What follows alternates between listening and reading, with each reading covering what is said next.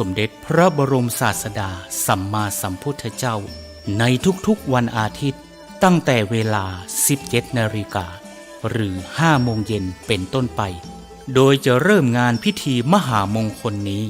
ในวันอาทิตย์ที่ 4 กันยายน พุทธศักราช 2565 เป็นวาระการครั้งที่ 1 ไปตราบกระทั่งถึงวันอาทิตย์ที่ 6 พฤศจิกายน พุทธศักราช 2565 ก่อนวันป่าเวณียี่เป่งลอยกระทงเจียงใหม่รวมได้วาระมหามงคล10 วาระ10 มหาปารมี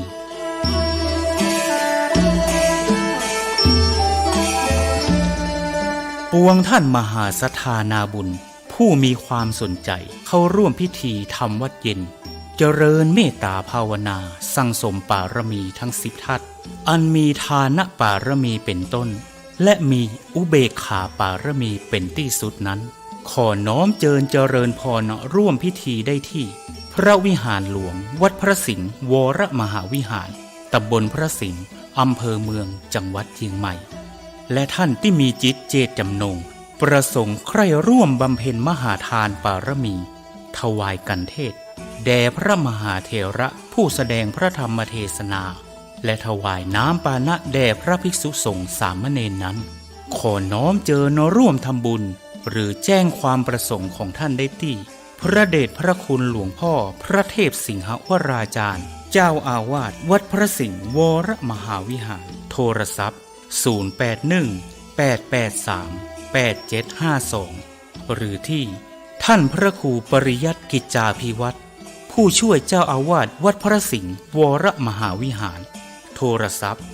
0892642485ได้ตั้งแต่วันนี้เป็นต้นไป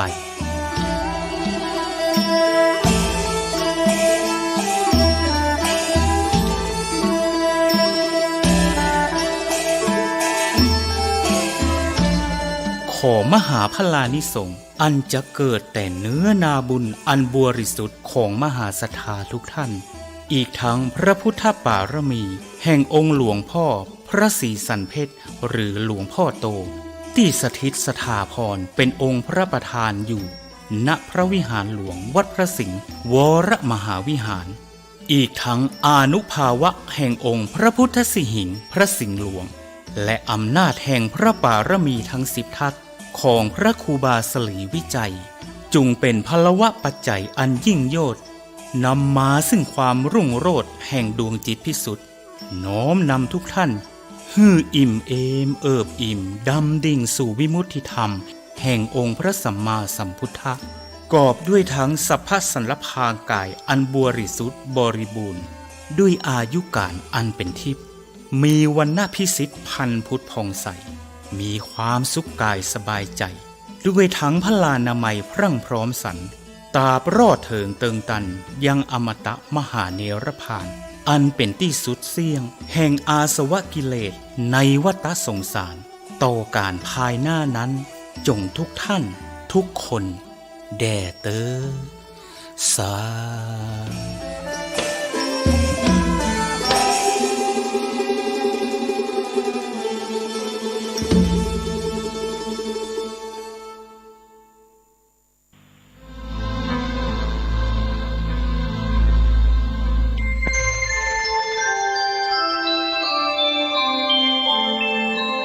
ขณะนี้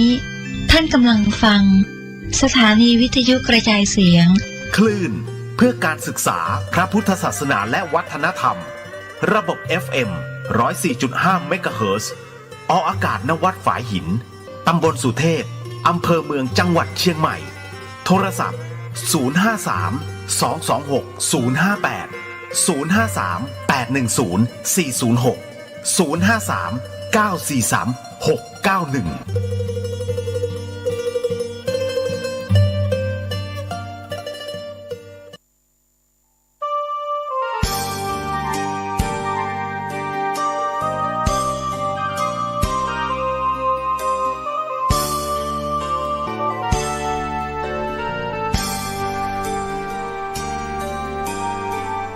วันเข้าพรรษาเรามาร่วมใจ เลิกดื่มสุราเมลัยถวายเป็นพุทธบูชาทุกสิ่งเสพติดทำลายชีวิตทั้งใจวาจาผิดศีลข้อที่ห้าสาเหตุให้เกิดเพศภัยใช้สติไตรตรองให้ลองคิดดูเหล้ายานั้นคือศัตรูก็กินทรัพย์สินภายในทำร้าย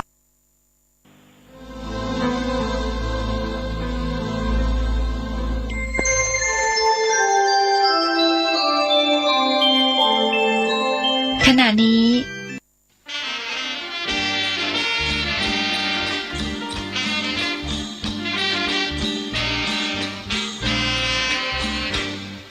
สิก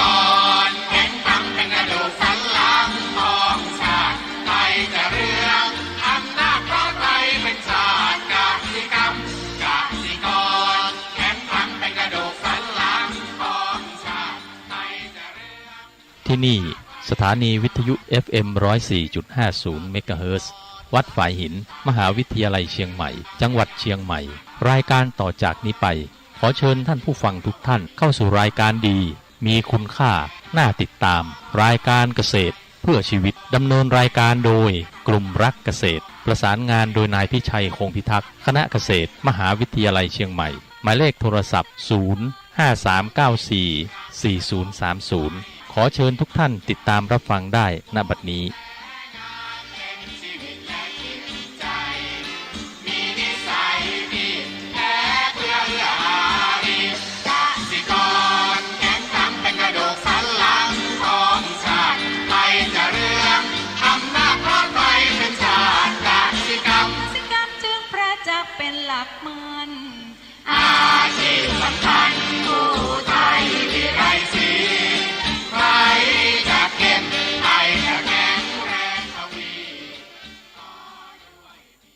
สวัสดีครับท่านผู้ฟัง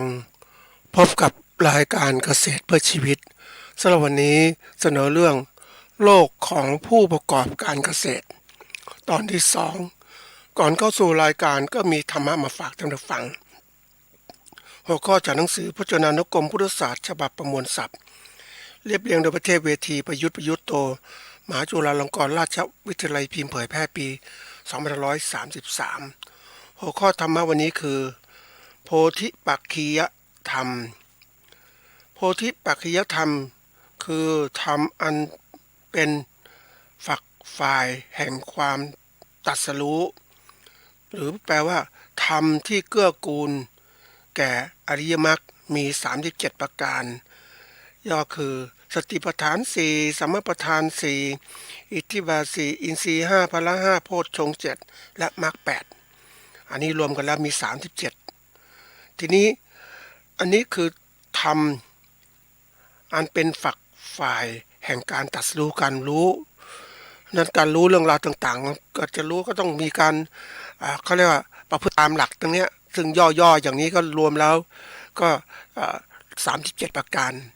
นะเพื่อให้คนได้เพื่อให้ผู้ปฏิบัติเนี่ยที่จะต้องเข้าถึงความรู้แจ้งจริงตามความเป็นจริงปฏิบัติตามเนี่ยก็จะ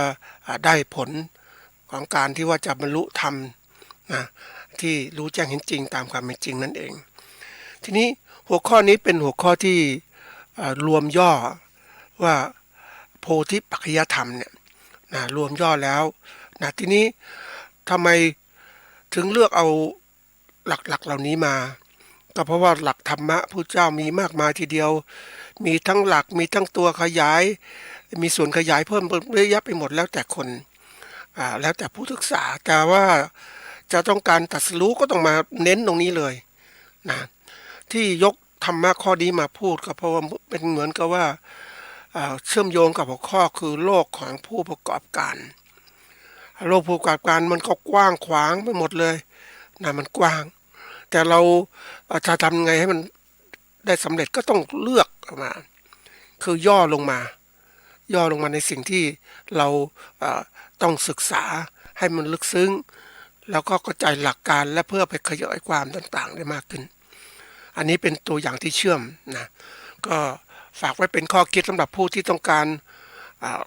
รู้แจ้งเห็นจริงตามความจริงก็ต้องปฏิบัติตามนี้แหละนะนี่มันมีส่วนหนึ่งที่น่าสนใจคือส่วนย่อของธรรมเนี่ยนะก็คืออริยมรรคอริยมรรคมีองค์8เนี่ยองค์8นี่คือ 84,000 พระธรรมขันธ์ย่อเหลือ8ก็คือมรรค8ย่อเหลือ3ก็คือปัญญาศีลสมาธิปัญญาศีลสมาธิก็ย่อลงอีกก็คืออะไรก็คือสมถะกับวิปัสสนาอันนี้เหลือ2ตัวเท่านั้นนี่สมถะเนี่ยก็ต้องประเภทที่ว่าทำให้จิตนั้นมีความสงบมีพลังวิปัสสนาความรู้แจ้งเห็นจริงทีนี้จะรู้แจ้งจริงต้องมีพลังซะก่อนจิตต้องมีกำลังในการพิจารณาเราต้องทำจิตกำลังตัวนี้มันจะทำให้เราเหมือนกับว่าคนเนี่ยปกติเวลานั่งรถเนี่ยมันก็ภาพต่างๆมาเยอะแยะผ่านนู่นผ่านนี่ไปหมดเลยมันก็มีเหมือนคนที่รับรู้อารมณ์ต่างๆที่ผ่านมาทางด้านตาเนี่ยก็รับรู้แล้วก็คิดไปทีนี้กรณีเหล่านี้มันรับรู้อารมณ์มามากมายเมื่อเกิดความที่ว่าหลายอารมณ์เกินไปนะมันก็ไม่สามารถจะมีความสงบได้เพราะนั้นจำเป็นอย่างยิ่งที่จะต้องมีอารมณ์เดียวก็คือให้มันหยุดนิ่งลูกพิจารณาอะไรก็แล้วแต่อยู่อารมณ์เดียวเหมือนครูบาอาจารย์นั้นสอนว่ามี4แยกอันนู้นจะมานี่จะมาวุ่นวายหมดเราก็จับในทางของเราดูแค่ตรงนี้พอเมื่อไหร่จะมีไฟเขียวไฟแดงก็จำไม่ดีเราไม่ต้องไปตามดูรถคนอื่นมันมากมายนะเรารู้เรื่องที่เราจะต้องทำคือมีสติจดจ่อสิ่งที่เราทำให้มีอารมณ์เดียวนี่มันก็เหมือนกับว่าทำให้จิตนั้นมีพลังจิตเป็นพลังก็ทำให้จิตสงบนิ่งแล้วเนี่ยมันก็ทำให้เราสามารถจะพิจารณาเรื่องใดเรื่องหนึ่งมันจะกระจ่างชัดมันเห็นชัดมันรู้ลึกเหมือนเราเพ่งมองต้นไม้มันก็ทะลุจากเปลือกไปถึงกระพี้ถึงแก่นมันนี้ต้องมองด้วยสติปัญญาด้วยต้องมีความสงบนั่นแหละมันจะทำให้เรารู้เห็นตามความเป็นจริงเนี่ยอันนี้คือตัวที่บอกถึงว่าเราจะเข้าใจเรื่องราวต่างๆเนี่ยได้มากมายนะจริงๆเรื่องสาระของโลกมีมากมายทีเดียวธรรมะมีมากมายทีเดียวแต่เราจะมีเวลาศึกษาธรรมะอย่างนั้นมากมายไหมมันไม่มีเวลามันต้องเลือกเอาเขาเรียกว่าเอาสิ่งสำคัญมาเป็นตัวหลักคืออริยมรรคนั่นเองอริยสัจสี่ก็ย่อลงมานี่แหละนะก็มาศึกษาเพราะนั้นเราจำหลักการให้ได้อย่างจำหลักการได้ปุ๊บเราก็เข้าถึงเขาเรียกเข้าถึงสิ่งที่เราประสงค์เมื่อเข้าสิ่งที่เราประสงค์ได้แล้วมันก็หลักการเหล่านี้มันประยุกต์ใช้ได้มากมายทีเดียวมันทำให้เรานั้นเข้าถึงหลักของความที่ว่าวิชาที่เราต้องเรียนรู้นะวิชาเรียนรู้อย่างที่บอกว่าการเป็นผู้ประกอบการเนี่ยมีสิ่งต่างๆนี่มากมายทีเดียวนะที่เกี่ยวข้องกับหลักการเกษตรของเรานะคือที่ยกนี้มาพูดเพราะว่าโลกของเกษตรยุคใหม่เนี่ยมันไม่ใช่โลกของการเกษตรธรรมดาแล้วนะมันโลกของการเกษตรที่มีการคิดถึงเรื่อง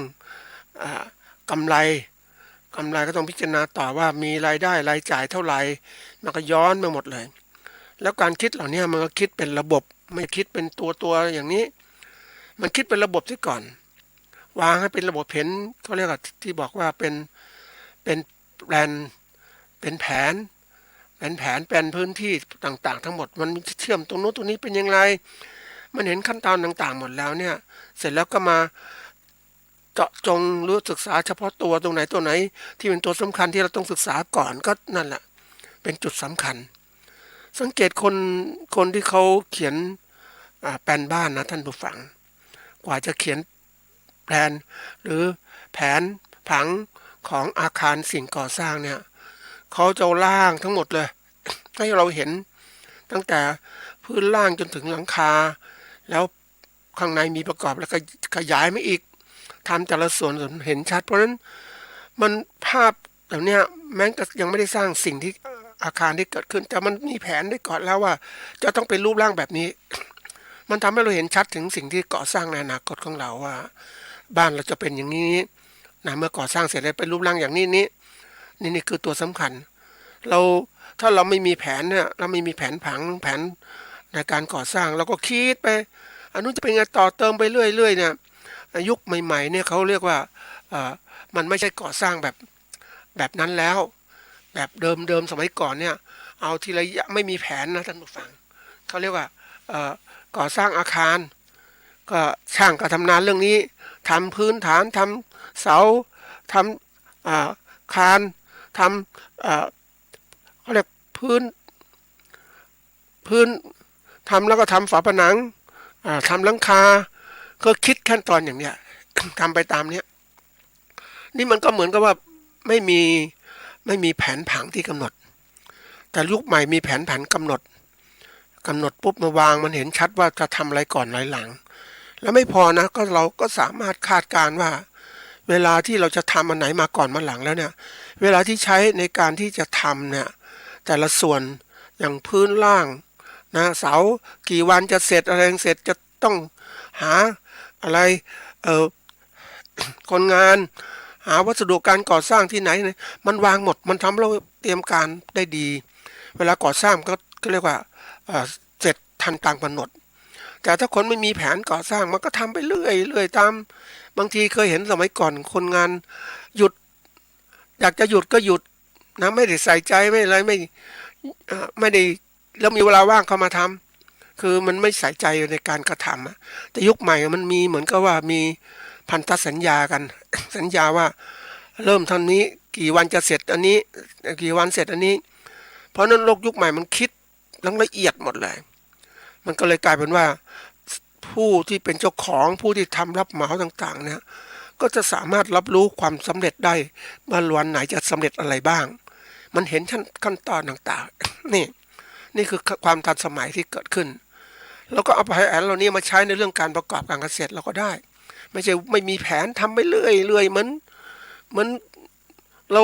ก็อันนี้ก็เป็นชาวนานะท่านผู้ฟังเราก็ทำงานตามฤดูกาลเอาฤดูเป็นตัวตั้งฝนตกก็เริ่มทำเดือนไหนทำก็คาดการณ์อย่างนี้แล้วทีนี้ทำแบบนี้มันก็เหมือนกับว่าเราเองเนี่ยจดจ่อในสิ่งที่เราทำแล้วแก้ปัญหาเฉพาะหน้าทำไปมีปัญหาแล้วก็แก้ไขทีละส่วนแต่ถ้าเรามีแผนปุ๊บมันเห็นเลยว่าทำอันนี้คัดเกิดปัญหาอะไรบ้างมันจะเกิดการเตรียมการไปข้างหน้าว่าเฮ้ยอันนี้จะเป็นปัญหาละอะไรจะเกิดขึ้นสิ่งก็เรียกว่าส่วนนี้เสร็จแล้วส่วนอื่นยังไม่เสร็จเนี่ยนะมันจะต้องการอะไรมาวัสดุอะไรบ้างมันจะมีการสั่งซื้อสินค้าสั่งซื้อวัสดุก่อสร้างเตรียมไว้หมดเลยเตรียมรองรับไว้ว่าเสร็จอันนี้มีวัสดุทำต่อนี่มันก็ทำให้การใช้เวลาอย่างมีประสิทธิภาพผลเกิดขึ้นก็แน่นอนเป็นความสำเร็จยุคใหม่ๆเนี่ยเขายุคเรียกว่าบริหารโดยมุ่งมองว่าการที่จะบริหารงานให้มีประสิทธิภาพสูงสุดทำอย่างไรมันเห็นเนี่ยท่านผู้ฟังมันเห็นกระบวนการต่างๆทีนี้การทำแบบนี้มันทำให้เรานั้นสามารถคาดการณ์อะไรต่างๆที่เกิดขึ้นได้นะถ้าเราไม่มีแผนผังไม่มีอะไรต่างๆทำไปเรื่อยๆอย่างเงี้ยไม่ได้ละพอเห็นเกษตรกรที่เขาทำงานเนี่ยท่านผู้ฟังก็เขาเรียกว่าทำงานไปตามเวลากำหนดทำงานไปตามแผนคร่าวๆเท่านั้นเองไม่มีหลักเกณฑ์นะ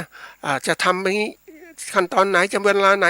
มันไม่มีความแน่นอนเพราะว่าสภาพดินฟ้าอากาศไม่ค่อยดีอะไรเนี้ยก็คิดไปทำเขาเรียกวางแผนทำงานบนสภาพของความไม่แน่นอนแต่ยุคใหม่เนี่ยวางแผนทำงานบนสภาพความไม่แน่นอนแต่ก็ทำให้แน่นอนได้อย่างระบบทำนายุคใหม่เนี่ยเขากำหนดว่าจะทำอันนี้ทีนี้น้ำไม่มีอะไรต่างๆไม่มีแต่ก็เตรียมพร้อมแล้วก็มีเครื่องสูบน้ำสำรองไว้หมดแล้วเพราะนั้นจึงมีความสำเร็จของการทำงานที่มีความทันสมัยนะมันทำให้เรานั้นเตรียมการต่างๆได้ดีเพราะนั้นถ้าเราจะทำงานที่จะเป็นโลกก็เรียกว่าโลกผู้ประกอบการเนี่ยเขาจะมีอย่างนี้ทั้งนั้นเลยเขาจะไม่วางไปเรื่อยๆเป็นทำงานเรียกว่าประเภทที่เรียกว่าทำงานเช้ากินเย็นประเภทนั้นนะหากินวันหนึ่งไม่ใช่เดี๋ยวยุคใหม่เขาหากินกันทำงานเต็มที่แล้วเก็บของที่กินไว้มากมายทีเดียวตุนเลยจะมีความมั่นคงและปลอดภัยในการประกอบการนี่คือความสำเร็จของการเขาเรียกว่าความเป็นผู้บริหารนั่นแหละนะเราเองทุกคนต้องเป็นผู้บริหารต้องฝึกนะท่านผู้ฟังว่าเรา อยากจะเป็นผู้ประกอบการเกษตรที่ดีเนี่ยเราต้องบริหารตนเองให้เป็นก่อนให้เป็นยังไงให้เป็นผู้มีความรู้รู้อะไรบ้างรอบรู้เรื่องราวต่างๆในสิ่งที่เราจะทำแล้วก็สามารถมีความรู้และพิจารณาต่างๆได้วิเคราะห์ต่างๆได้ในเรื่องราวต่างๆได้แล้วเท่านั้นไม่พอรู้สิ่งที่ควรจะเลือกควรจะละควรจะวางอะไรไม่สำคัญก็ทิ้งไปนี่คือการฝึกเพราะนั้นที่เราจะทำเนี่ยอย่างที่ ตัวอย่างของคนทำงานเนี่ยหลายคนที่ไม่ได้คิดถึงเป้าหมายทำงานมีเป้าหมายเล็กๆทำไปงั้นไปวันๆหนึ่งเนี้ยไม่มองเป้าหมายระยะใหญ่เพราะเราทำงานที่ดีเนี่ยเขาบอกว่าต้องมีการตั้งความสำเร็จหรือเป้าหมายว่าจะเป็นอะไรข้างหน้านะมองไปเลยมันกว้างไกลอาจจะ10 ปี20 ปีอย่างเราเองเป็นเกษตรกรก็ตั้งเป้าหมายจะเป็นผู้ประกันเกษตรอีก5 ปีข้างหน้าสมมุตินะ เราก็ตั้งฉะนั้นพอเราเสร็จแล้วก็มาจัดลำดับความสำคัญของงานว่าเราจะทำงานอันไหนก่อนอันไหนหลังนะอันไหนมาก่อนอันไหนมาหลังต้องทำให้เป็นเพราะคนที่วางแผนงานที่เป็นเนี่ยมันจะมีแผนสมมติที่ยกตัวอย่างเพื่อแผนพื้นเขาเรียกว่าพื้นทำบ้านเนี่ยมันต้องทำอะไรก่อนทำต่อหม้อทำเสาลงไปทางไงมันลำดับขั้นของงานมันจะเป็นอย่างนั้นเราก็มีแผนอย่างนี้ไม่ใช่ว่าอันนี้จะไปสร้างนู่นสร้างนี่มันไม่ได้มันต้องทำทีละขั้นตอนอย่างนี้คือการเตรียมการอันนี้เวลาวางและจัดลำดับสำคัญมากเลยคนเราเนี่ยบางทีเราก็พลาดไปนะเราไปเพลินกับสิ่งต่างๆมากจนกระทั่งเราไม่ได้ใส่ใจว่าเฮ้ยทุกอย่างมันเป็นขั้นเป็นตอนมันมีอย่างนี้ในเมื่อก่อนมาหลังแต่เราไม่เคยคิดทำไปเรื่อยๆไม่เคยคิดอะไรมากมายไอ้ทำแบบไม่คิดเนี่ยมันทำสร้างปัญหาเกิดขึ้นเพราะนั้นในยุคใหม่เนี่ยเราก็ต้องคิดวางแผนระบบอันไหนมาก่อนมาหลังอันไหนทำงานจัดลำดับสำคัญอันที่3ก็คือต้องมีการวางแผนเลยวางแผนคือวางกิจกรรมไปตามเวลาอันไหนจะทำช่วงเวลาไหนจะทำอย่างไรให้มันดีที่สุดนะแล้วก็ถัดมาคือเรื่องของการจัดสรรเวลาเนี่ยเราทำงานในยุคใหม่เนี่ยคนหลายคนก็ไม่ได้สนใจเรื่องของการเวลาก็ถือว่า เขามองส่วนใหญ่เขามองเรื่องของวัสดุอุปกรณ์ต่างๆสิ่งนู้นสิ่งนี้ก็คือต้นทุนการผลิตต้องวางนี้ใช้อย่างนี้นี่เงินลงทุนอย่างนี้แต่ลืมเรื่องเวลา เพราะเวลานั้นมันเป็นต้นทุนนะท่านผู้ฟัง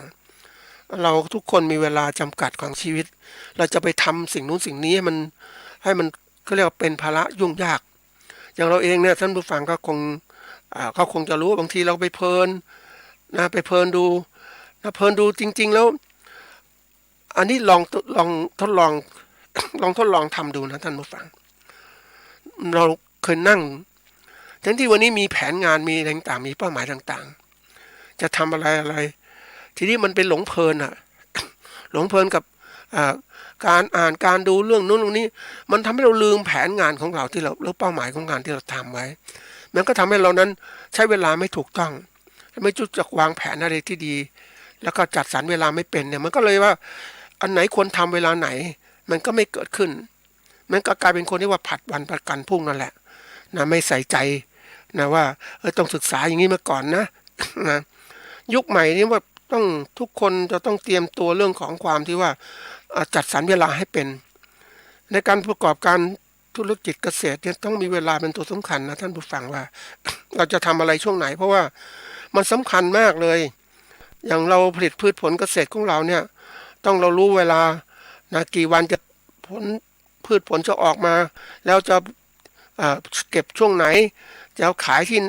ยเวลาไหนแล้วก็ก็เรียกว่ามันจะอยู่ในตลาดนานไหมผลิตผลของเราบางทีผลิตผลเนี่ยมันอยู่ในตลาดได้10 วันอย่างเงี้ยตั้ง10 วันมันจะเริ่มเน่าเสียอย่างเนี้ยมันต้องดูศึกษาให้ละเอียดมันถึงจะวางเพราะนั้นการจัดสรรเวลาเนี่ยสำคัญมากเลยเรื่องเวลาเราเองคือพบหลายคนที่เขาไม่ประสบความสำเร็จเนี่ยคือเขาจัดการเรื่องของเวลาไม่เป็นเวลาคนทำอะไรก็ไม่ทำนะไปเพลินนู่นเพลินนี่ไปหลงระเริงหรือบางคนเนี่ยอันนี้ต้องพูดตรงๆนะท่านผู้ฟังบางทีเนี่ยเรามีงานจะต้องทำแต่เราไปเพลินดูกับภาพยนตร์ดูเที่ยวดูนู่นดูนี่ไปแล้วเสียหายไปหมดเลยแล้วงานที่เราทำก็ไม่สำเร็จและยุคนี้มีตัวหนึ่งที่จะต้องคิดว่า สิ่งที่มันชักจูงทำให้เราเสียหายก็คือสิ่งเสพติดทั้งหลายที่พาเราไปแล้วพาเราไปเสพแล้วมันก็หลงติดหลงติดก็ไม่ลืมชีวิตที่มีคุณค่าว่าเราต้องทำอะไร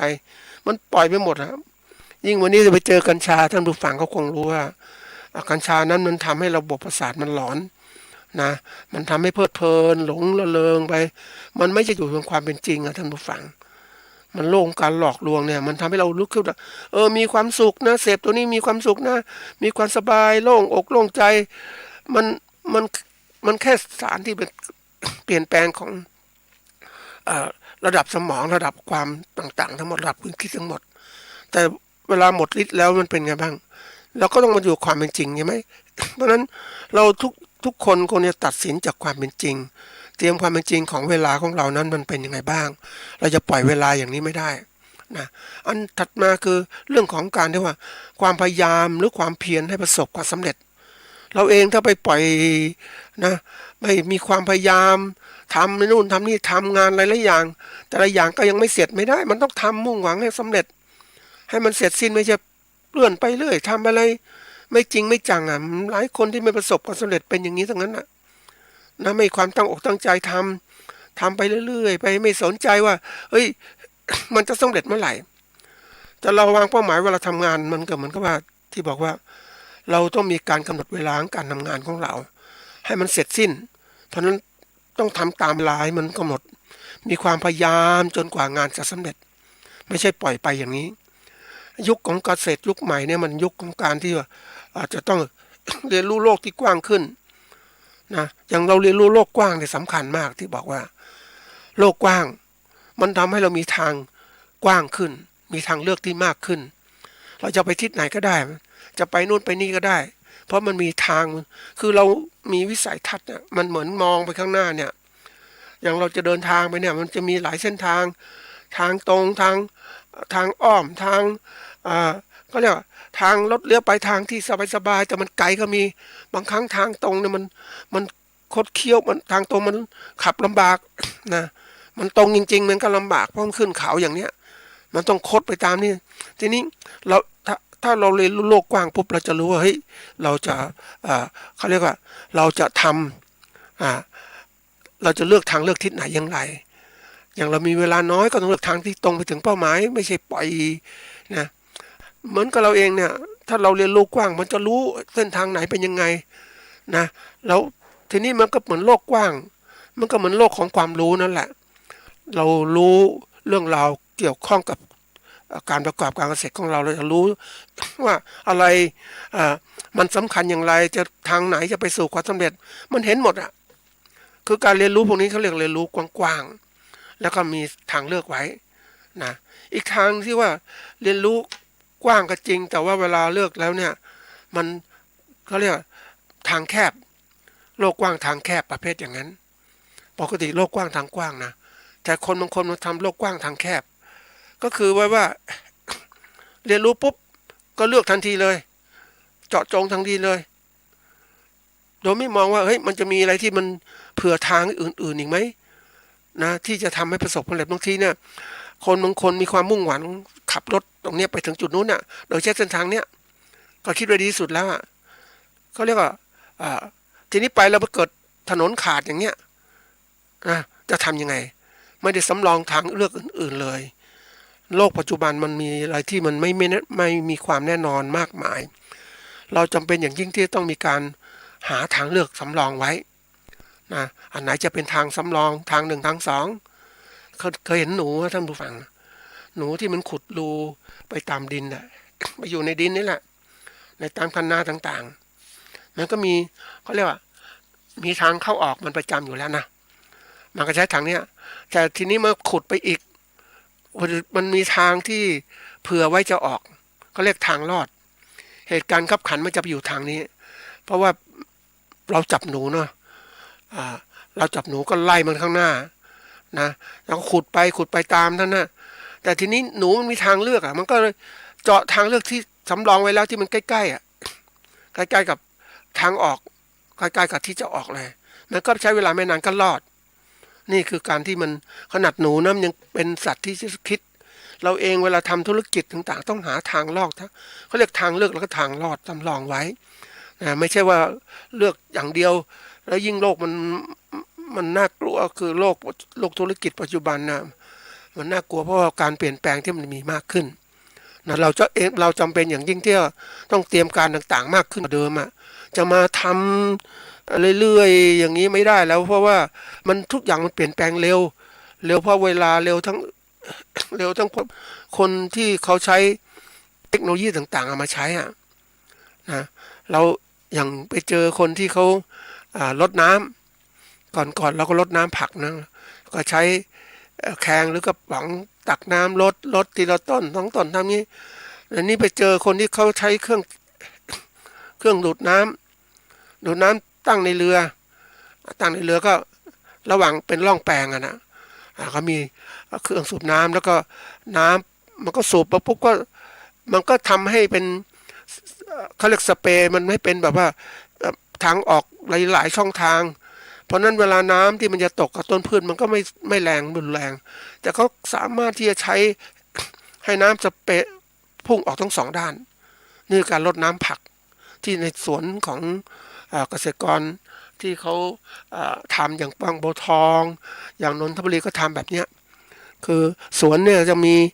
ร่องอยู่ตรงกลาง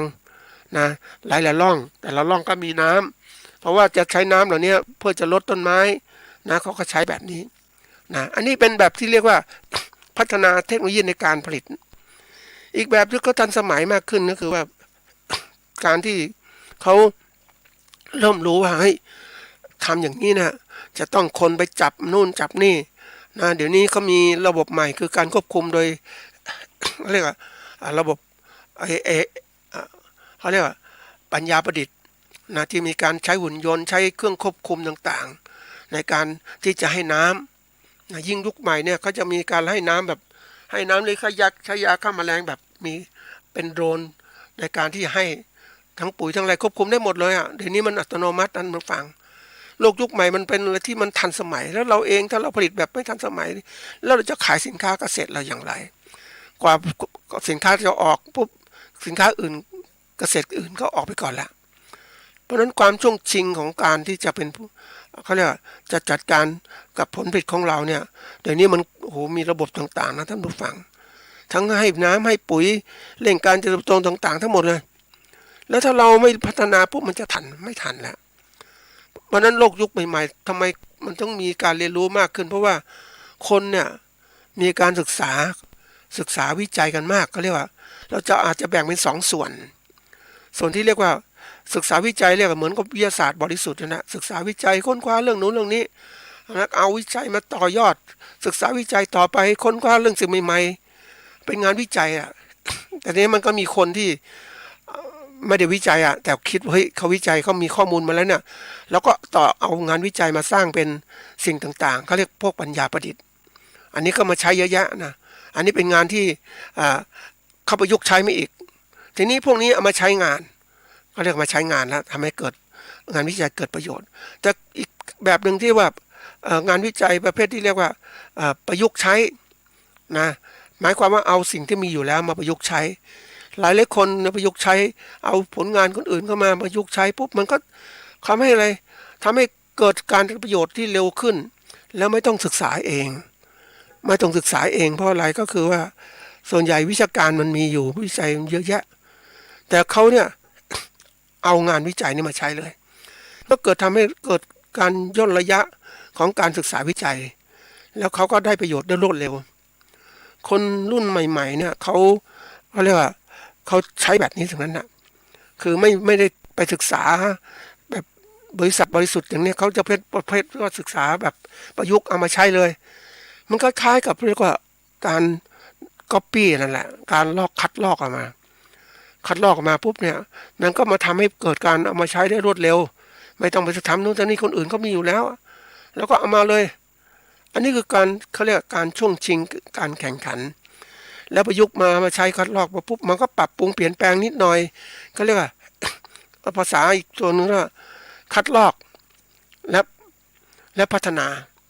ให้มันดีขึ้นใช้ได้มากขึ้นอันนี้คือตัวสำคัญนะ คัดลอกและพัฒนาเป็นส่วนสำคัญ แล้วพัฒนาไปแล้วมันเกิดประโยชน์เกิดขึ้นให้ดีขึ้นบางทีคนเขาผู้ที่เป็นผู้ประกอบการเอางานวิจัยนี้ไปใช้เขาก็ไปคิดต่ออีกว่าทำยังไงต่อขาดวิจัยตรงไหนนะไปศึกษาเพิ่มเติมมันทำให้เกิดการพัฒนาที่รวดเร็วอย่างที่บอกว่าโลกนี้มันพัฒนารวดเร็วมากเลยมันเหมือนกับว่ามันเปลี่ยนแปลงเร็วท่านผู้ฟังก่อนนี้เราไม่เคยคิดว่าโลกมันจะเป็นอย่างนี้ก่อนนี้มาศึกษาเพราะการวิจัยมันน้อยนะไม่ค่อยมีข้อมูลวิจัยต่างๆก็ศึกษาเรื่องราวต่างๆก็เก็บเป็นงานวิจัยเกิดขึ้นแต่ยุคใหม่ๆเนี่ยมันก็มีการที่เรียกว่าการวิจัยกันมากมายทั่วไปหมดเลยมากมายแล้วทำให้อะไรเกิดขึ้นการแข่งขันงานวิจัยนะมันทำให้คนนั้นขยันศึกษาค้นคว้าวิจัยเพราะจะสร้างผลงานใหม่ๆนะถ้าได้ผลงานใหม่ในการวิจัยผู้วิจัยก็ได้ประโยชน์มากมายมันทำให้เกิดการแข่งขันเกิดขึ้นการพัฒนาเกิดขึ้นเพราะนั้นนักวิจัยก็เยอะไปหมดเลยและผู้ที่จะใช้ประโยชน์ก็เอามาใช้อีกนะมันทำให้เกิดการพัฒนาที่รวดเร็วนั่นเองอันนี้คือเขาเรียกว่าโลกของความรู้นะมันกว้างจริงๆแต่ทีนี้นะเราจะตามงานวิจัยทั้งหมดมันไม่ไหวนะมันเป็นอะไรที่มันเยอะอะนะมันเยอะเหมือนเราไปค้นคว้าข้อมูลนะมันมากมายนะดูแล้วมันมากจริงๆนะท่านผู้ฟังข้อมูลเก่าก็มีข้อมูลใหม่ก็มีมันเยอะแยะไปหมดเลยทีนี้เราเองไม่สามารถจะศึกษาทั้งหมดได้เราก็ต้องศึกษาเฉพาะหลักๆเท่านั้นก่อนเทคนิคในการศึกษาเหล่านี้ก็ศึกษาหลักคือหลักการที่เป็นตัวมาตรฐานเป็นศูนย์กลางต่างๆในการที่จะประยุกต์ใช้เราศึกษาหลักเนี่ยแล้วก็จำให้ได้เพราะเราหลักแล้วเนี่ยสมมุตินะท่านผู้ฟังเราทำงานการเกษตรของเราเนี่ยงานสิ่งหนึ่งเราใช้หลักการแบบเนี้ย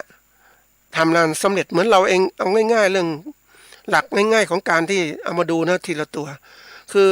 การทำงานสำเร็จได้การผลิตได้ดีเรื่องการผลิตสินค้าเกษตรได้ดีเนี่ยมันประกอบด้วยอะไรบ้างหลักของมันคือประกอบด้วยพันธุ์พืชพันธุ์สัตว์นะเป็นพันธุ์สำคัญอันที่สองประกอบด้วยอะไรประกอบด้วยพื้นที่ปลูกมีความสมบูรณ์ไหมมีโรงเรือนไหมถ้าไปเลี้ยงสัตว์ก็มีโรงเรือนแล้วมีอาหารการกินมันของพืชคือดินมีความสมบูรณ์ไหมถ้าเป็นสัตว์ก็คือมีอาหารมีพืชที่เป็นอาหารสัตว์ไหมในพื้นที่เหล่านั้นนะอันที่สามเนี่ยก็มีหลักก็คือเรื่องของสารเคมีที่ใช้ในการเร่งการเจริญเติบโตหรือการควบคุมโรคต่างๆนะมีตัวอย่างนี้เอาไปใช้ถ้ามีได้ประเภทที่ว่าสารหรือปุ๋ยเคมีดีๆมันเร่งการเจริญเติบโตได้มากและปุ๋ยเดี๋ยวนี้มีหลายสูตรมากแต่ก่อนมี16นะสูตรเสมอนี้มี20หรืออะไรต่างๆมีอีกสูตรต่างๆมันเหมาะสำหรับการเร่งการเติบโตของพืชแบบใดอันนี้เรื่องของปุ๋ยละนี่มาถึงเรื่องของการจัดการหลักการจัดการ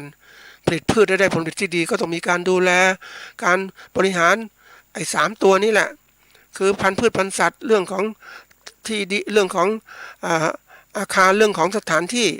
เรื่องของสารเคมีที่ใช้กระตุ้นการตัวทีนี้บริหารตัวนี้มันก็ต้องปรับปรุงคือได้ปัจจัยมาแล้วก็ปรับปรุงให้มันดีเพราะเทคนิคบริหารเนี่ยมันจะมีมากบริหารแบบไหนมุ่งมองอะไรนะอันนี้หลักกว้างละอันที่5ก็คือเรื่องของผลผลิตที่ได้รับมาแล้วเนี่ยเราจะมีการเก็บรักษาอย่างไรก่อนที่นำไปสู่การตลาดนะอันนี้คือหลักสมมติหลักการปลูกพืชเลี้ยงสัตว์ก็มีเท่านี้แต่ที่นี่ถ้าเราจำหลักเหล่านี้ได้ผลิตพืชต่างๆได้แล้วสมมติเราผลิตข้าวอย่างเงี้ยมันมีหลักอย่างนี้แหละทีนี้เราจะไปผลิตข้าวโพดล่ะถ้าเราผลิตข้าวได้แล้วเนี่ยเราผลิตข้าวโพดก็เปลี่ยนพืชเท่านั้นเองเปลี่ยนจากข้าวเป็นข้าวโพดหลักการก็คล้ายๆกันเพราะว่าเป็นพืชเหมือนกันเนี่ยเพราะนั้นข้าวโพดปลูกไม่ต้องใช้น้ำจากข้าวต้องมีน้ำนะข้าวโพดก็ปลูกบนที่ระบายน้ำที่มันไม่จะมีน้ำขังอย่างเนี้ยนะเราก็ผลิตข้าวโพดออกมาหลักการถ้าคนทำสำเร็จได้มันก็ประยุกต์ใช้ต่างๆได้เพราะนั้นเทคนิคเนี่ยเราจำหลักการต่างๆไว้ทีนี้ในหลักการใหญ่ๆเนี่ยแล้วเราก็ค่อยไปประยุกต์ค่อยไปพิจารณาว่าหลักการแต่ละข้อมันเหมาะกับพืชอะไร อย่างตัวอย่างไปเจอเขาเรียกว่าข้าวโพดพันธุ์ข้าวโพดพร้อมกินเลยอันนี้เป็นระบบของเป็นพันธุ์พืชที่ทันสมัยนะท่านผู้ฟังเขาพัฒนามาจากข้าวโพดหวานแต่ก่อนเราก็กินได้แต่ว่ามันไม่ค่อยดีมันไม่อร่อยไม่ค่อยหวานเท่าไหร่แต่มาเจอข้าวโพดยุคใหม่เนี่ยเมล็ดสีม่วงเมล็ดสีอื่นๆเนี่ยนะแล้วมันกินได้สดเลยคือมีน้ำตาลค่อนข้างสูงนะนี่พวกนี้มันจะแตกต่างยังไงก็แตกต่างที่พันธุ์พืชนั่นแหละพันธุ์ข้าวโพดนั่นแหละแต่ทีนี้พวกนี้มันปลูกอะไรต่างๆมันต้องการสภาพแวดล้อมที่ดีการดูแลจัดการที่ดีอย่างเราปลูกข้าวโพดเนี่ยเราจะข้าวโพดด้วยข้าวโพดพร้อมกินเนี่ยเราจะมีข้าวโพดพันธุ์อื่นอยู่ใกล้ๆได้ไหมไม่ได้ละ เพราะว่ามันจะผสมข้ามเกิดขึ้นนั้นเกิดความก็เรียกว่าความผันแปรในผลผลิตนี่คืออะไรนี่รายละเอียดที่มันแตกย่อยๆออกมาใช่ไหมแต่เราจำหลักได้แล้วเป็นพันธุ์ข้าวโพดละละเอียดแตกย่อยคือถ้าเป็นข้าวโพดพันธุ์ที่เราจะกินอย่างข้าวโพดกินได้เนี่ยก็ต้องมีพันธุ์ในนั้นน่ะ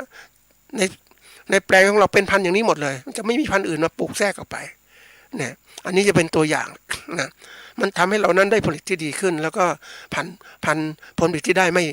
ม่มีความผันแปรไปตามสิ่งแวดล้อมเพราะเรากำหนดสิ่งแวดล้อมไปแล้วเนี่ยให้มันดีปุ๊บมันจะได้ผลผลิตที่ดีอันนี้คือจำหลักการแล้วก็เสร็จแล้วประยุกต์ใช้พืชอื่นๆก็คล้ายกันนะคล้ายกัน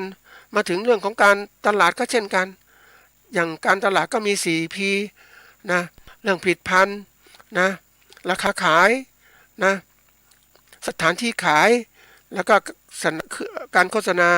การขายหลักๆอย่างนี้แหละแต่ทีนี้มันมีหลักมาแล้วแต่ความละเอียดต่างๆมันจะแตกย่อยไปอีกทีหนึ่งนี่คนเราเนี่ยถ้าจำหลักได้แล้วไปประยุกต์ใช้ปุ๊บรายละเอียดก็แตกต่างกันไปเรื่อยๆแต่ทีนี้เราต้องจำรายละเอียดว่าไปดูอีกว่าเฮ้ยรายละเอียดเฉพาะเป็นยังไงบ้างอย่างบางทีเขามีเทคนิคของการปลูกอย่างตัวอย่างเช่นพืชเนี่ยเดี๋ยวนี้ก่อนนี้เราปลูกพืชชนิดที่ต้องการใช้ดินยุคใหม่เนี่ยไม่ต้องใช้ดินแล้วทั้งดินคือสามารถที่จะปลูกพืชที่ว่าไม่มีดินมีเวลาจะปลูกก็ให้ปลูกพืชบนน้ำอย่างเนี้ยในน้ำแล้วก็ในน้ำเวลาให้น้ำกับน้ำมีการหมุนเวียนมีธาตุอาหารไปมีสารเคมีไปประเภทที่พืชดูดไปแล้วก็แมลงจะไม่กินพืชเหล่านี้ไม่มีเกิดโรคขึ้นมันมีหลายอย่าง นี่คือความที่เทคโนโลยีที่มันพัฒนาไปมันแปรรูปไปเรื่อยๆนะเราเองถ้าเรามีความใส่ใจมันจะเห็นเลยในโลกปัจจุบันมันจะมีอะไรต่างๆที่มากมายนะที่มันเป็นรายละเอียดเราจำหลักได้ปุ๊บไปเสริมรายละเอียดได้แล้วก็สามารถปลูกพืชต่างๆได้คนเราเนี่ยถ้าไปสมมุติว่าถ้าเราไปมุ่งมองเจาะจงศึกษาละเอียดทั้งหลักการและละเอียดทุกอย่างกับพืชเฉพาะใดเฉพาะหนึ่งเนี่ยถ้าคนไม่รู้จักประยุกต์ใช้มันก็ไม่สามารถจะศึกษาได้มันเหมือนกับว่าเขาเรียกว่าศึกษาแบบตายตัวศึกษาตายตัวมันก็พันตัวเองสิแต่ศึกษายุคใหม่มันยุคของการที่ว่าโลกมันเปลี่ยนแปลงสถานการณ์มันเปลี่ยนแปลงเพราะนั้นหลักการต่างๆวิธีการมันก็เปลี่ยนแปลงยุทธวิธีในการจัดการพืชก็เปลี่ยนแปลงไปอีกนะยิ่งไปดูพืชที่เขาปลูกในที่เขาเรียกว่าที่แห้งแล้งนะที่จะมีปัญหาจะเข้าใช้พื้นที่ปลูกได้คือปลูกพืชไปตามมีดินมีตรงนั้นแหละแต่เขามีท่อน้ำวางไว้นะให้คือเขาเรียกว่าท่อเนี่ยมันจะมีเจาะรูไว้ที่โคนต้นพืชที่จะปลูกต้นพืชเพราะนั้นในท่อน้ำเนี่ยมันจะมีน้ำไหลตรงนั้นออกมาต้นพืชก็ถึงเวลาให้น้ำก็กดปุ่มอย่างเดียวนะน้ำก็ไหลตามท่อไปยังต้นพืชได้ดีเพราะนั้นพืชก็ขึ้นยิ่งไปเจอพืชก็เจริญเติบโตดีไปเจอที่เขาปลูกพืชเพื่อไม้ดอกไม้ประดับนะแบบนี้เขาใช้อย่างนี้นะท่านผู้ฟังนะก็ไม่ใช่ปลูกพืชแบบกินแล้วเดี๋ยวนี้ก็เริ่มไปปลูกไม้ดอกไม้ประดับที่ราคามันสูงขึ้นเพราะฉะนั้นสูงขึ้นก็ใช้ประหยัดน้ำประหยัดต่างๆก็จะใช้แบบนี้แล้วก็ประหยัดแรงงานคนนะไม่ต้องไปรดน้ำบ่อยๆเพียงแค่คนมาเปิดกดปุ่มสวิตช์ไฟฟ้าก็ทำงานเครื่องก็ปั๊มน้ำใส่ไปตามนั้นเลยนี่คือความทันสมัยที่มันเกิดขึ้น ในโลกของการเกษตรมันพัฒนาไปมากจริงๆนะท่านผู้ฟังนึกแล้ว มันแตกต่างจากเดิมมากนะแล้วผู้ที่เขามาอยู่ในวงการของผู้ประกอบการเกษตรเนี่ยคนรุ่นใหม่เขาไม่ธรรมดาละเขาเรียกมีความรู้ทางวิทยาศาสตร์เทคโนโลยีแล้วก็เอามาใช้เรื่องของการเกษตรของเขาอย่างไปเจอนักวิชาการคนหนึ่งนะไปเที่ยวดูงานเขาครับเขาการเป็นนักวิชาการแน่นอนเขามีความแม่นในเรื่องของวิชาการในการปลูกพืชอันนี้วิชาการเกษตรนะท่านผู้ฟังในการปลูกพืชเขาก็สั่งคนงานไอ้คนงานไปปลูกพืชก็ปลูกพืชมันก็ต้องคนงานก็ต้องรู้ใช่ไหมว่าปลูกพืชเป็นยังไงเขารู้หมดแล้วเขารู้หลักการน่ะเขาข้าวทำอย่างนี้แต่ไอ้เจ้านี่สั่งไปเนี่ยให้พวกปลูกพืชก็คิดว่าคนงานรู้ปลูกไปครั้งที่1ก็ตายครั้งที่2ก็ตายครั้งที่3ก็ตายก็มาศึกษาคือถ้ามอบงานให้งานคนงานทำนะทำไมคนงานทำตายอย่างนี้ก็ศึกษาไปไปพบว่าคนงานเนี่ยเขามีความรู้เท่านี้เขาไม่รู้จักพืชชนิดนี้มันต้องใช้อะไรบ้างปลูกอะไรบ้างนะเขาคิดแบบพืชชนิดนี้ต้องกินแบบนี้เหมือนพืชทั่วไปมันไม่เหมือนกันมันแตกต่างเพราะเป็นพืชพิเศษการที่จะดูแลเรื่องต่างๆจัดการต่างๆก็ต้องพิเศษมากขึ้นเพราะฉะนั้นหลักการต่างๆเนี่ยมันมีอยู่แล้วหลักแต่ว่ามันการประยุกต์เนี่ยมันต้องขึ้นอยู่กับชนิดของพืชหรือสัตว์ที่เราจะทำนะอันนี้เป็นตัวอย่างนั่นเราเรียนรู้โลกเนี่ยมันก็บอกว่าโลกของการเกษตรเนี่ยมันพัฒนาไปไกลแล้วมันกว้างขวางแล้วยิ่งมันเข้าสู่ยุคการแข่งขันเนี่ยในวิชาการหรือเทคโนโลยีเฉพาะมันก็จะเกิดขึ้นคนที่มีความรู้คนที่เขามีทุนเยอะๆเขาก็ครอบครองเทคโนโลยีการผลิตเหล่านี้เขาไม่เปิดเผยเพราะว่าเขาเรียกว่ามันแข่งขันเนี่ยเปิดเผยทำไมเขาตัวเองก็ต้องเปิดเผยให้คู่แข่งรู้มันไม่ได้เขาต้องเก็บเป็นความลับของเขานั้นเหมือนคนที่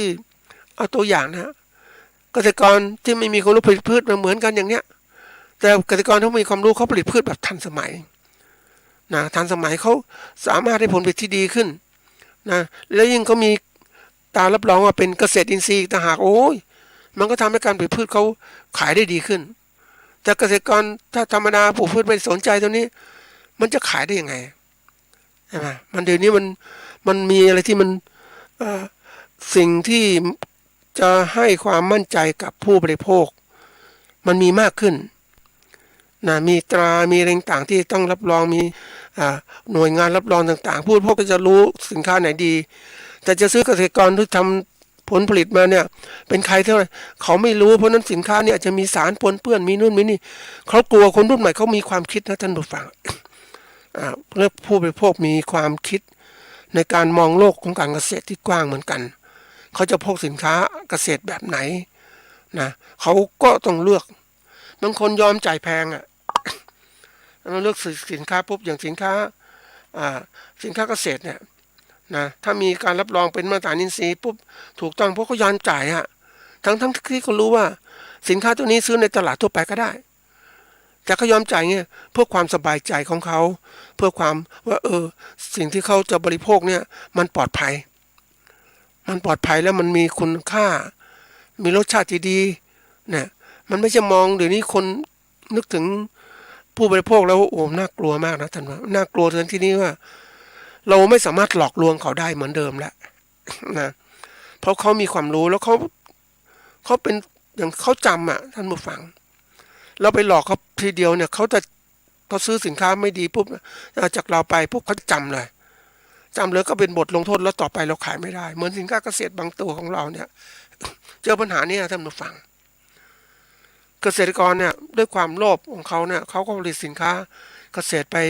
มีการปนเปื้อนมีต่างๆมากมายแล้วก็ขายกับผู้บริโภคทีนี้ผู้บริโภคยุคก่อนๆเขาไม่มีตัวเลือกเขาไม่มีเขาต้องการสินค้านี้มากเขาต้องซื้อทีนี้ซื้อไปแล้วไม่ได้คุณภาพแล้วเขาก็จำเขาไปซื้อที่อื่นที่แพงกว่านี้นะสินค้าเราก็เลยเกษตรกรก็ขายไม่ได้แล้วบอกว่าทำไม ทำไมขายไม่ได้ดีอ่ะก็เพราะเกษตรกรไม่ทำคุณภาพขึ้นมาเพราะโลกยุคใหม่เขาต้องการมีคุณภาพมีตารับรองเกิดความเชื่อมั่นในการบริโภคนะแล้วก็มีแหล่งผลิตบางคนยิ่งมองนะแหล่งผลิตสินค้านั้นสำคัญมันบอกอะไรได้หมดเลยนะก็เรียกดัชนีชี้วัดทางภูมิศาสตร์ของการผลิตพืชแต่ละที่มันมีความแตกต่างกันพืชผลิตแต่ละที่ก็แตกต่างกันเพราะฉะนั้นเขาจะรู้ว่าถ้าเป็นดัชนีชี้วัดแหล่งผลิตพืชแหล่งผลิตพืชเนี่ยที่ไหนปุ๊บเนี่ยมันมีธาตุอาหารดีๆอย่างเงี้ยคุณค่าอาหารดีๆปุ๊บคนบริโภคจะซื้อยุคต่อไปจะเป็นยุคที่เรียกว่ามีตัวบ่งชี้นะภูมิศาสตร์ของการผลิตพืช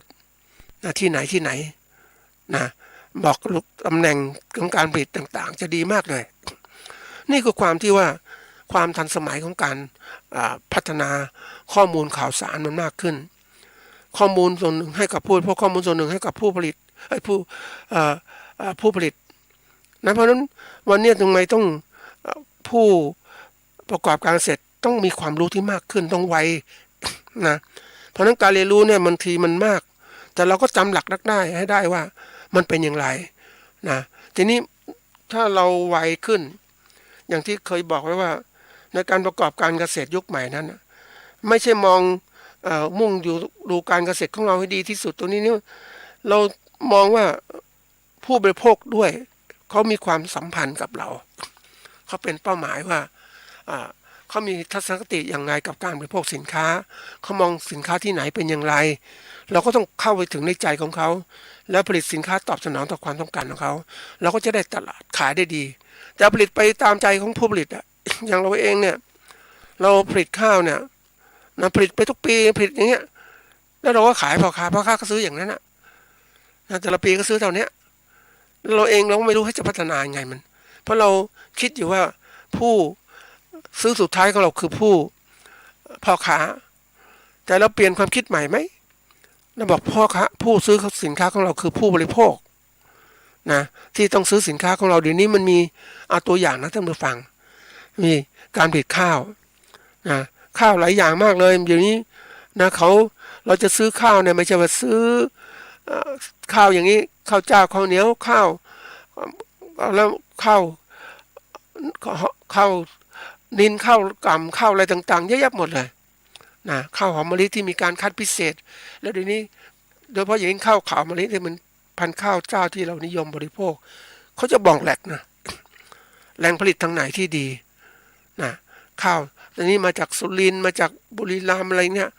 เพราะพวกนี้จะเป็นแหล่งที่ผลิตข้าวที่ดีพวกนี้กลิ่นมันดีแต่ผลิตทางภาคกลางนะถามว่าดีไหม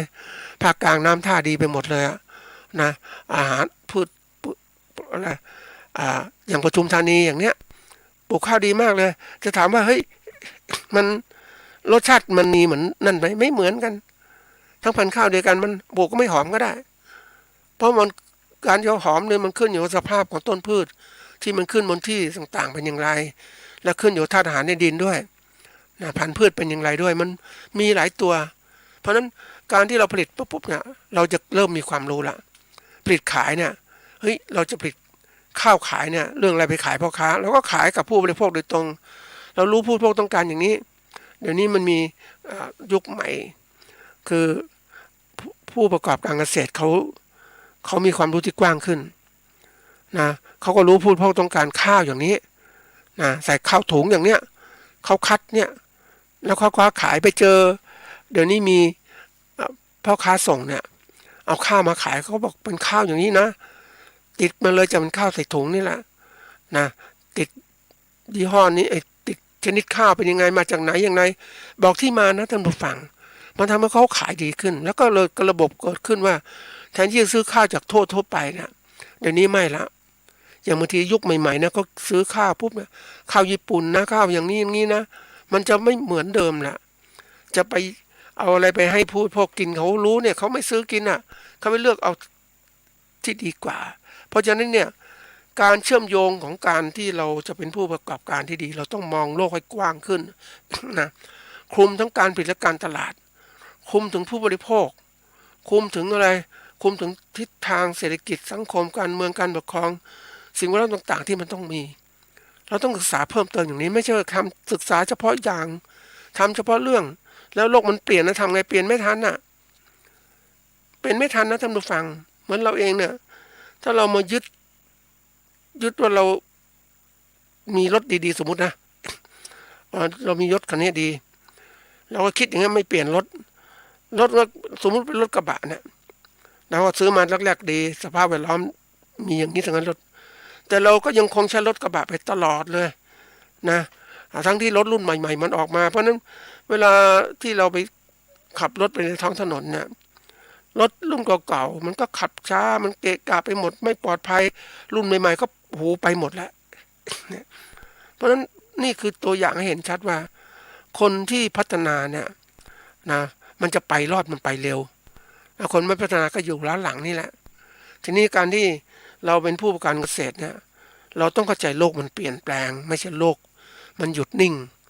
นะมันไม่ใช่มันเปลี่ยนแปลงเดี๋ยวนี้มียิ่งเปลี่ยนแปลงมากมายยิ่งสภาพแวดล้อมเสียหายอย่างเนี้ยนะเรามาปลูกข้าวพันธุ์เดิมๆอย่างเนี้ยตัวอย่างนะปลูกข้าวพันธุ์เดิมไม่เป็นพันธุ์ข้าวพิเศษข้าวอะไรต่างๆมันก็ขายไม่ได้แล้วก็ท่านนั้นนี่พอบางทีไม่ตอบสนองอีกนะต่ออะไรต่อผู้บริโภคเนี่ยมันก็ไปไม่ได้แล้วนี่คือความสำคัญเพราะนั้นโดยสรุปแล้วก็คือว่าโลกของผู้ประกอบการเกษตรเป็นโลกที่เปลี่ยนแปลงนะท่านผู้ฟังเปลี่ยนแปลงไปสู่ทิศทางที่ดีที่มีภาพสูงสุดนะเราถ้าอยากอยู่บนโลกของผู้ประกอบการเราจะต้องมีความรู้ในการศึกษาหาข้อมูลวิจัยให้มากขึ้นเราข้อมูลที่เรียกว่าข้อมูลประเภทวิทยาศาสตร์วิจัยวิทยาศาสตร์ประเภทที่ข้อมูลประยุกต์ใช้นะภาษาอังกฤษเรียกว่า Pure Science แล้วก็ Applied Science เราต้องเข้าใจเหล่านี้แล้วก็หาแหล่งข้อมูลที่ไหนหาแหล่งข้อมูลทั่วโลกเลยไม่ใช่เฉพาะประเทศของเราเราเป็นผู้ประกอบการเนี่ยเราต้องเข้าใจโลกมันเปลี่ยนปุ๊บนั้นเราอยู่บนโลกเนี่ยต้องจะเปลี่ยนที่ดีคือเปลี่ยนตามสนองต่อโลกที่มันเปลี่ยนไปทั้งหมดเพราะถ้าเรามีวิชาการดีๆปุ๊บเนี่ยเราก็สามารถเข้ากับโลกต่างๆได้ที่แต่ละมุมโลกของเราเนี่ยมันเข้าได้ปุ๊บการประกอบการค้าการขายเราก็ดีขึ้นนะอันนี้มาเป็นตัวสำคัญนะท่านผู้ฟังก็ฝากไว้เป็นข้อคิด